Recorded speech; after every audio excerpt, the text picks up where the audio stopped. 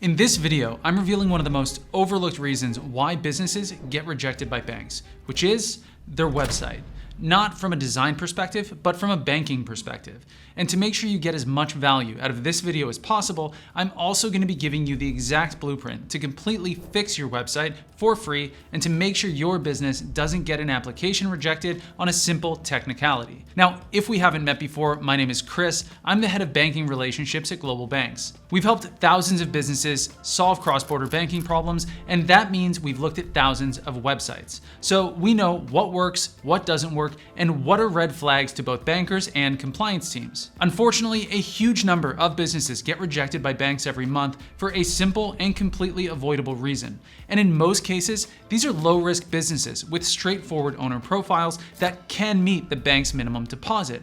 On paper, everything checks out, and in the mind of the owner, the business should be approved. But instead, they get a swift denial and are sent back to square one. When a business owner comes to GlobalBanks with a story like this, we quickly look at three things. Now, I'm not going to be giving away all of our secrets in this video, but the third thing that we look at is the business's website. And more often than not, the business's website is severely flawed or lacks critical information that banks need to see in order to hit that approve button. So like I said, I'm gonna share the exact blueprint that you can use to make sure your business's website meets the requirements of banks. But I first wanna go over the most common problems that we see with websites so you can compare these to your own site and hopefully make any improvements before your next application. So there are a few major problems we see. And surprisingly, these problems, they exist across the spectrum, from brand new businesses with zero sales to established businesses generating millions of dollars in revenue. It's kind of shocking. All right, the first major problem we see is that businesses, they don't even have a website at all, period. Actually, in a lot of these cases, the business owners try to explain to us why their business doesn't need a website, or they try to use the website of one of their other entities instead. Don't do that. The point here isn't about whether your business requires a website from a customer acquisition or fulfillment perspective. It's about giving the bank a clear understanding of your business, what it does, who's behind it, where it's based, etc., etc. It's a basic calling card that allows bank onboarding teams to check a box that says you have a normal online presence. In other words, does your bank need a website? Maybe not. Should it have one? Yes. And this is a requirement in almost all cases when opening corporate accounts, though there can sometimes be exceptions when dealing with certain holding companies, but it really comes down to the activities of the entity. Which brings us to the second major problem that we see. Inconsistency. When you fill out a bank application, you need to provide details about your business activities, the products and services you sell, the customers you serve, etc., etc. Banks will then seek to corroborate that information through available public and private sources. In the most basic sense, they're going to Google you and your business, and they'll check your website. No surprise here, when they land on your website, if the information is inconsistent with what you've already submitted through the bank application, you can expect a rejection from the bank. Now, the third major problem that we see is zero substance.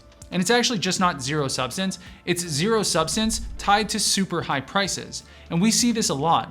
It's usually guys with high price consulting or physical products that are being sold at wholesale. Ticket prices here, they can range from $5,000 to $20,000 per sale, sometimes even higher. And while there's nothing wrong with high ticket products and services, if you have a website that looks like it's from 1997 and doesn't have any confidence building information about your products and services, they're going to wonder, why would anybody pull out a credit card and pay $5,000 to $20,000 for a product or service from this website?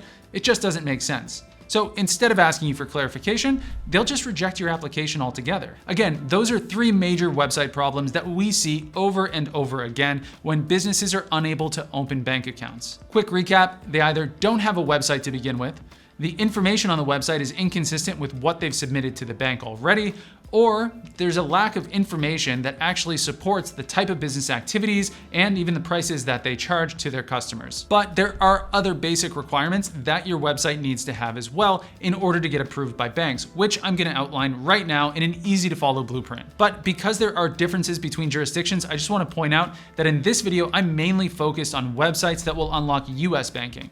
But since the US is one of the most heavily regulated countries for banking and financial services, you can basically follow follow these core principles, and you'll be able to meet the requirements in most other jurisdictions. Though if you're looking at banking in the European Union, there's probably going to be a few extra bells and whistles that you'll need to include. Now, again, just to be clear, I'm not talking about fancy design elements, original photos, or anything like that. I'm only talking about information, data, the kind of details that compliance teams get really jazzed up about. And I'm going to break it down for you across the 6 key factors that you need to include on your website as an absolute minimum to avoid rejection. Yes, there are other requirements too, especially if you want access to payment processors, but I'll be doing a separate video to meet payment processing requirements in the near future. So don't forget to subscribe so you get alerted when we post that video. All right, so the first requirement that you need on your website is your company's legal name. Yes, you need to make sure you include the legal name of your company. Even if you're operating as a DBA, you should still include the legal name of your company on your website, usually in the footer.